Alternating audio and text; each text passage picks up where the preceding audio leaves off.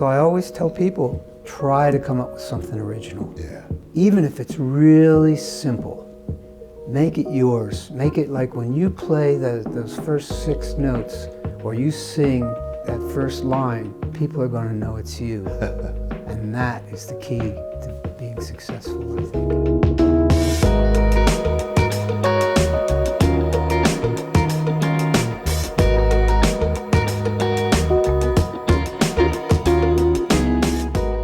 Rick, this is great to have you here because you have a certain style and sound that is so you. How you came about with that and how you be able to brand that is a wonderful, wonderful story for I want this next generation to understand. So thank you so much for being here. Well, this is thank you, fantastic Dom. to have you. It's great to be here. Thanks. Tell me how music started in your life. Where did it begin? In the 50s, for me, I started pretty young. My mother used to play the Hawaiian lap guitar, you know. So there was that old smelly wooden lap guitar in the house, and when Elvis came out and all the rock and rollers in their first wave of rock and roll, I used to bang on that thing, smell inside that hole, and, you know. So they got me lessons and rented a little guitar to see if I'd like it. Yeah. And I took to it, and it's been my best companion since. So you took lessons, so you with teachers and books and stuff like that? I tried. Let's clarify this. I tried to take lessons. I'm the worst student of the guitar. I still can't read. I figured that if I was going to be a guitar player, I was going to have to figure this out for myself. I didn't have the mind for study, and it sort of took all the fun out of it for me. Yeah. I wish I could have, and it would have helped me later on, you know, when I got to be a professional. So, so I guess you walk into a session and you hear it and you just feel from how's it work? There's certain types of sessions that I'm very well suited for, and certain kinds of sessions that I wouldn't even approach. I'm a rock and roll, blues, slide guitar player. Yeah. I can play country, I can play R&B. I have a feel for all those kinds of music. I can't play jazz, I can't play commercials, I can't play, you know, symphonic stuff or anything sophisticated like that. Right. But I have a facility to just come up with some ideas. You know, I can just think of something and play it, and that sounds good on records. That's how I was able to, you know, continue a career as a guitar player in the music business. Incredible, and you're still going strong. So I mean, this is amazing to witness that you have found your niche, so to speak. You found your sound and your brand, for lack of better terms. Who were you listening to at the early ages? What music were you listening to? Chuck Berry, Duane Eddy, The Ventures, Lonnie Mac, this kind of thing. Of course, then we got hit with the British invasion, and of course everybody wanted to know that, and the Beatles. And when I heard the Rolling Stones and I heard that he was doing Chuck Berry music really well, there was something about the way that Keith played that I could relate to, and it helped me to learn more and more about this kind of music I was already interested in. And so I was not a sports-oriented person, you know, other than hanging around with the guys in the neighborhood and playing touch and, you know, stickball and all that kind of thing. So what I'd do every day after school is I'd come home and I'd put those Rolling Stones records on, and then, you know, always playing Bo Diddley, Muddy Waters, you know. And from the songs that they covered, I learned about the original artists, and then started buying those records and learning, you know, the basis of what they were all about. And so that helped me expand as a player. Fantastic. So it just seemed that these names that you're mentioning, which is so important for this next generation as they watch this, when they hear names like Muddy Waters, to go and do the research and the depth of music that was being played. So here you are being influenced by that.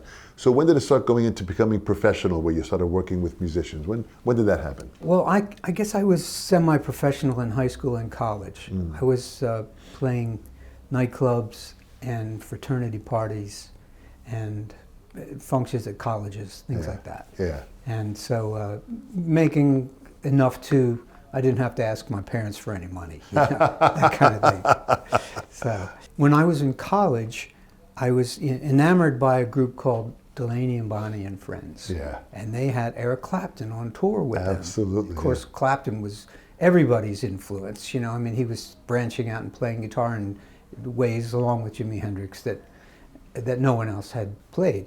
He was playing with Delaney and Bonnie and Friends, and they had an incredible live album. George Harrison was on it, Dave Mason, and I said, I really relate to, you know, there's a lot of kind of music out there that was either too heavy or too pop, but they were like really hitting that R&B, gospel-y, bluesy thing. I said, that kind of thing is what I like. So I heard they were coming to town, and I got enough courage up to lug this big tape recorder back then. We had no cassettes. You know. And I said, I'm going to go and meet them, I swear. You know. So I got myself backstage, and with my tape recorder, I said, would you listen to what I'm doing? I really like what you're doing, and this is exactly what I want to do. And they listened, they were nice, you know. And then I went my way, and every time they'd come back over the next few months, I'd go and see them. Well, one time they asked me, you have your guitar with you? And I said, yes. And of course, I had it with me every time I went to see them. So they invited me to sit in, and it was one of those moments. I knew all their music. I knew everything they were doing. I understood that music, and brought the house down, big auditorium. And who was there at the time that you were playing with? Delaney and Bonnie, the couple, and then Kenny and Sam from Little Feat were in the band at that point. Absolutely, yeah. Another Jim Gordon, who was a keyboard player. Darryl Leonard was one of the horn players. Great LA session guys who were touring with him at the time. And so they said, do you want to, is this what you want? I said, yes. And they said, well, you should move to Los Angeles and we'll help you get started. And so about 6 months later, I moved to Los Angeles. They hired me. I went on tour. Right away, I got on the Dick Cavett show and played Steel Pier and, you know, Central Park with Mitch Mitchell sitting in, John Hammond and King Curtis, and I'm going, what? I can't even believe this is like happening. A movie. It is. So from there, being in Los Angeles at that particular point in time in the early 70s was the place to be, and I was able to branch out and network, as they say, and just blend in, and career started for me there. Boy, if there's ever the phrase when preparation meets opportunity, I mean, you had done the research, you knew the songs, you knew what these guys were about, and you fit in like a glove. It's interesting that you say that, because that's my whole theory on what young people need to be preparing in their craft. You need to know what you're doing. You need to really have the goods, so when the opportunity does come along, you're going to be ready. Boy, the music industry has changed so much now. But those qualities still remain the same. Absolutely. That preparation. And that is with any field, I would imagine. Absolutely. So, is there any music you're listening to now at all that inspires you? Is there, you know, how do you maintain all of what you're doing? You can always go backwards. I find that, you know, going back and listening to somebody like Django Reinhardt, the great gypsy guitar player, or re-listening to some Hendrix records, or Mike Bloomfield from the Paul Butterfield Blues Band. I mean, these guys were great musicians. That always still inspires me. And singers like Dean Martin, they knew their craft. They were at the top of their game, and they came to a recording studio prepared to not do overdubs. They got it right the first time. So there's a certain artistic level there that I think needs to be not lost. You need to remember that and try to aspire to something great like that, I think.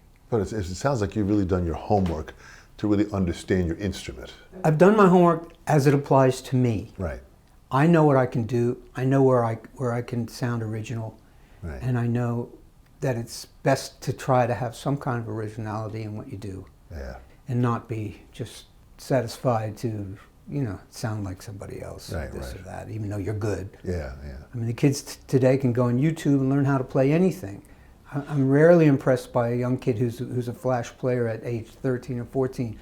He hasn't created it. Absolutely. He's repeating it. They steal it from the internet, It's better to play fewer notes and just play something beautiful and original. So how do you think you develop your own sound? Because you have a unique sound that's yours. How do you think that came about? I can't take credit for being the most totally original guitar player in the world, and I think everybody has influences that made them sound like they wound up sounding. Even Jimmy, even though he took it a step further. But when I think about playing the guitar, I try to get a good sound that's unique. I design my own guitars. I try to think of something that's appropriate for this song that's just a little something different, just a little something pretty or that fits in some unique way. So when I'm doing my own music, I just think the years have helped me. Interesting. Yeah. Having spent 40, 50 years playing the guitar, professionally or semi-professionally, a certain amount of that just comes with times, like wine, right? Absolutely. That's what wisdom is. You know, they say wisdom is the combination of knowledge and experience. Knowledge alone is not what wisdom is, but experience is putting that knowledge into action. Exactly. Which is what you're saying you've had for these years of doing it. You say you design guitars. What is it about the guitars that you design that you need to have in a guitar? I was on tour with Bob Seger. We had many days off in between shows. He would do three shows or 4 shows a week, so it was all these days. So I got into the habit of like just drawing guitars. I'm going to come up with something different. Yeah. And I'm an Art Deco fan. I like that style from the 30s and 40s. Beautiful. And early 50s. And I said, you know, there's been some Art Deco lap steel guitars, but I don't recall seeing anything that was a total Art Deco guitar. Yeah. They've had like little touches of it in the headstock and the tailpiece.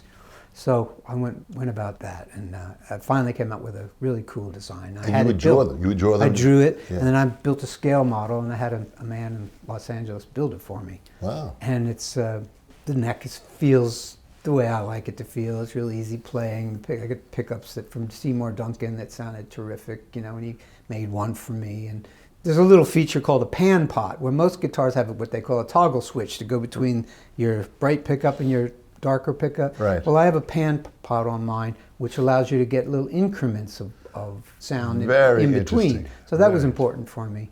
And so the guitar turned out to be pretty versatile. I could make it sound Fender-like or Gibson-like.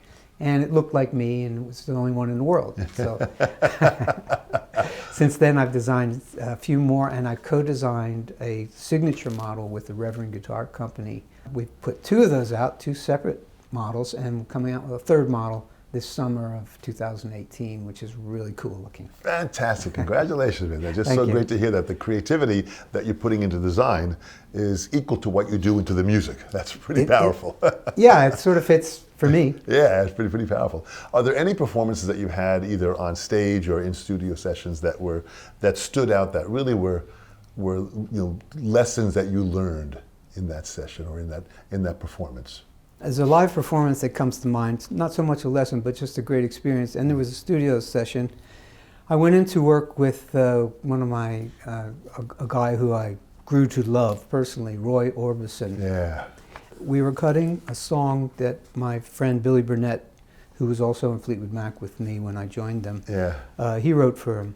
And I had played on the demos, and Roy really liked the demo. He said, get that guitar player. And he said, well, that's Rick. Well, we had already met through Bob Seger, and so we were kind of friendly. And so I had this great session. I went in there, and it was produced by T-Bone Burnett. T-Bone says, I got to go out, play something great, play something amazing. So it was like, I had to come up with something on the spot, and I thought to myself, well, you know, this is Roy Orbison. I got to come up with something that matched that level. What a challenge. Right. You know, thank God something great came out. And they both came back, Roy and T-Bone came back, and that's it, that's it. So I accomplished it. But it was a trial by fire, so to speak. And then later that day, we got to sit in this dark room with great drummer Jim Keltner, and there was a glass there. We got to watch Roy put the vocal on, listening to that voice come through. So it was just a magical day, you know, the whole experience of working with someone that great and coming up with something because they just told me, do it. Yeah. Boy, talk about having to be prepared. It was a little shaky, but it wasn't scary. You know, it was more of like, okay, this is what you want to do. You better do it. But it sounds like you had the experience behind you to trust your instincts. At the top of my game right at that point. I just finished a big, giant U.S. tour with Bob Seger, and I'd been doing a lot of session work, and so I was right kind of in the thick of it there. It was a good time. Fantastic. You know, as a drummer all my life and still being a student of the art form, how was it with Mick Fleetwood, working with Mick Fleetwood with this? Well, he's one of the great drummers Absolutely. of the world. There's no question about it. I mean, now I think of Jim Keltner. And We had the chance to sit down, and I've known Jim Keltner for many, many years, and just such a wonderful, humble person. Humble guy. And just who he's performed with, and the fact that you had the experience to work with him. I mean, you really have worked with some really legends in the industry. Jim Keltner really worked with the legends, for Yeah, sure. yeah. Well, you have worked with some of the key people in the industry, which has really helped shape the industry. Well, Los Angeles at that particular point in time was a great place to be. In the late 60s, 70s, 80s, early 90s, it started to change. But everybody came to Los Angeles to record. Yeah. So it wasn't uncommon to go to a studio and see Jeff Beck in one room and Natalie Cole in that room. Absolutely, and, yeah. Bob Seger down the hall, Pat Benatar's over here. You know, it was just, that was the way it was. What a creative place. Boom, boom, yeah, boom. yeah. It was a wonderful time to be in the music business and a great place to be. And there was a lot of work for everybody on whatever level. You know, as the industry has changed, and we know it's changed dramatically now, but there are still great qualities and fundamental foundation skills, preparation, knowing your instrument, being open, being a good person, all these qualities still maintain the same way. Young students that watch this, who have the dream to play music, in closing, if I had to ask you to say, what would you say to the next generation, that as they pursue their dream, what advice would you give them? For this generation, it's very easy to, and we touched on this a little earlier, to go into YouTube or to go and buy a box DVD set on how to play this or how to do this and how to do it. Well, we didn't have that. Our musicians and singers, etc., in former generations did not have that. And I think that's why former generations may have sounded a little more original, just a little more vibrancy going on there. So I always tell people, try to come up with something original. Yeah. Even if it's really simple. Make it yours. Make it like when you play those first 6 notes or you sing that first line, people are going to know it's you. And that is the key to being successful, I think. Very profound, Rick. Very, very profound. That's great, great advice. I hope this generation listens to that and applies that, because if they do, that will absolutely make this music industry even better. Sounds good to me. On behalf of the Sessions, Rick, we thank you so much for your time, for your talent, and just you being the great person that you are. Beautiful. Dom, that's nice. Thank you so much. Pleasure.